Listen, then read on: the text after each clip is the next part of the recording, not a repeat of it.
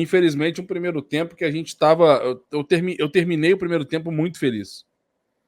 Muito feliz, porque, tipo assim, é um Flamengo que soube jogar o clássico no primeiro tempo, soube enfrentar o Fluminense, mas com a mesma deficiência de não conseguir finalizar em gol, não conseguir fazer um gol, sempre com essa ineficiência absurda que não dá para entender o que acontece. Aí você tem um vacilo no final do primeiro tempo que gera um pênalti para o adversário, que seria um crime aquele gol sair no final do primeiro tempo, né? Seria a injustiça do futebol dando as caras novamente. O Rossi vai lá, defende o pênalti, a gente sai empolgadão. Eu e Cleiton, a gente saiu empolgadão, acredito que vocês de casa também. E aí o Flamengo volta para o segundo tempo. E nessa volta, simplesmente, parece que só o Fluminense voltou para o vestiário no intervalo.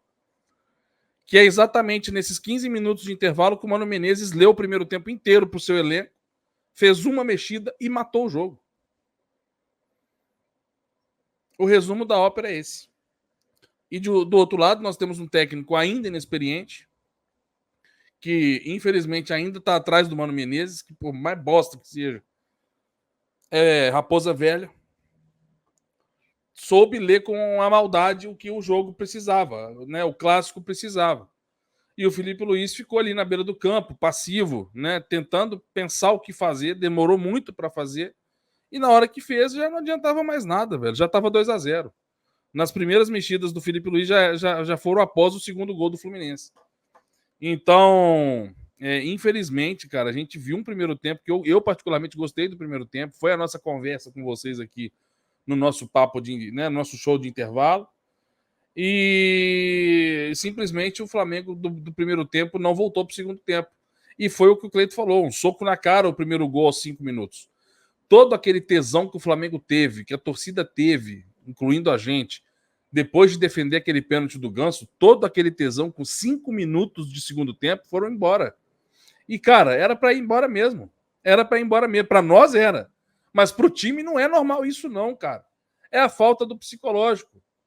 O Flamengo é um time fraco mentalmente, fraco. O Bruno Henrique era uma prova disso. O Bruno Henrique entrou em campo hoje transtornado. Transtornado. Tô com medo do Bruno Henrique ser sorteado para ir pro doping. Tô com medo. Tava transtornado. Desde o primeiro contato que o Bruno Henrique tomou, se eu não me engano, foi do Manuel, no início do primeiro tempo, o Bruno Henrique ficou transtornado. Só sabia dar porrada, só sabia correr para um lado e para o outro e dar pancada nos outros, errou um monte de passe, chute displicente, péssimo na partida. Por quê? Porque nos primeiros minutos o Manuel tirou o Bruno Henrique do jogo. Então, assim, é um time que a incapacidade de raciocinar, a incapacidade de ter calma nas decisões, de tomar as decisões corretas, prejudica o time durante a partida inteira. O que o Fluminense não teve. O Fluminense teve calma, raciocínio, e simplesmente matou a partida em 2 lances iguais que o técnico observou que ali era o mapa da mina. Então, assim, infelizmente, cara, a culpa hoje não tem um jogador ou outro, não. Todo mundo. O Flamengo simplesmente se entregou no segundo tempo. Simplesmente isso. E isso engloba também o técnico que, infelizmente, não soube fazer a leitura, na minha opinião, correta do que estava se desenhando. Eu falei pro Cleito, o gol do Fluminense foi aos 5 minutos. Se não me falha a memória, o segundo é aos 15. Eu não tenho certeza. Mas eu acho que o segundo é aos 15. Não tenho certeza. 15 ou 18, acho que era 18. 18 minutos. E dos 5 aos 18, só deu Fluminense. Só deu Fluminense. É papo assim, nós estamos falando de 18 minutos de jogo de uma equipe só durante o segundo tempo. 18 minutos. Do 0 aos 18 só deu Fluminense. Saiu o primeiro gol aos 5 minutos. A partir do momento que saiu aquele gol aos 5 minutos, amigo, mexe. Deu errado. Vamos mudar a tática. Tem que fazer alguma coisa. Não, vamos esperar um pouquinho. Afinal de contas, acabamos de fazer um primeiro tempo bom. Não está errado essa visão. Mas é um risco. Esperou. E aí, durante de 5 minutos até 18, nós temos essa diferença de minutagem que só deu Fluminense. Na metade disso, já dava para ter percebido que não ia dar certo. E o Cleito e eu, a gente falava. O Cleito falou essa frase, inclusive. O Fluminense está gostando do jogo.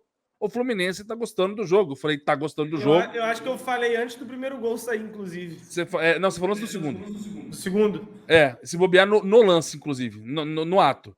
Então, assim, eu falei isso antes. Eu falei, eu quero ver como é que vai ser a postura do Felipe. Porque ou ele fala, ou ele para o jogo, tipo assim, bota o Rossi pra cair e sentir cãibra.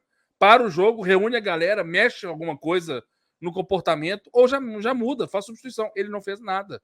Pelo contrário, se mostrou apático, se mostrou em silêncio, se mostrou quieto, observador, né? E aí talvez isso também tenha influenciado o time que simplesmente não soube reagir ao primeiro gol sofrido. Se tomou o segundo, aí, meu amigo, 2-0 para um time de Mano Menezes, não vai ser mexida que vai resolver, viado. Simplesmente o Mano Menezes fechou o ônibus, né? Estacionou o ônibus ali na frente da área, como a galera gosta de falar do José Mourinho, fez a mesma coisa, aonde o Flamengo, quando conseguia chegar perto da janela, não acertava absolutamente nada. Ou seja, esse jogo podia estar rolando até agora. Estaria 2-0 Fluminense. Ou mais. Né? Então, assim, um jogo fadado, um segundo tempo fadado a fracasso, que me preocupa muito. É um alerta que precisa ser ligado urgentemente para o jogo contra o Corinthians. Depois de mais uma pausa de data FIFA, onde eu jurei, farei isso no pré-jogo com o Cleiton. Jurei que a capacidade que o Felipe Luiz me passava, e ainda me passa, não vou fritar o Felipe Luiz também não, mas eu jurava que com esse tempo que o Felipe Luiz teve, ele conseguiria fazer alguma coisa. Ele regrediu. Ah, por causa dos desfalques? Não sei. Se for, tá errado.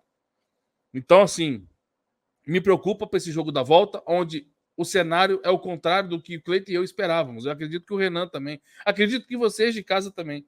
Nós esperávamos um Corinthians chegando para esse segundo jogo fudido. Um Corinthians chegando fudido. Problema de patrocinadora. Flamengo falando que o cara não pagou o cara. Vou processar. Fudeu o Corinthians. Vamos fuder o bastidor do Corinthians até chegar no gramado. E o Flamengo, depois de 2 jogos de Felipe Luiz, pô, aí volta da data FIFA, vai pegar um Fluminense em casa, um Fluminense brigando para sair do Z4. Pô, é para amassar o Fluminense e chegar gigante em Itaquera. O cenário foi o contrário. Corinthians chega gigantesco para esse jogo de domingo, gigantesco. E eu não tô falando só por causa de um 5-2 em casa, não. É por causa da torcida. A torcida do Corinthians, que é muito foda, com todo o respeito do mundo, não acho uma vergonha falar isso, não, vai incendiar aquele estádio. Vai botar para fuder naquele estádio. E se o Flamengo chegar com essa mentalidade de quem toma um golzinho de Fluminense e já fica transtornado psicologicamente, se bobear, os meus jogadores não conseguem descer do ônibus em São Paulo. Não conseguem descer do ônibus. De tamanha pressão, de tamanha fraquejada que o Flamengo está dando. Então eu estou muito preocupado. Sinal alerta, ligadíssimo para domingo. Por quê? Porque o cenário mostra que, para nós, é mais um ano onde talvez a Copa do Brasil possa dar algum tipo de respiro. Talvez. E mesmo assim, se der, se Deus quiser acontecer, não vai ser o suficiente para dizer que 2024 nosso está fadado ao fracasso.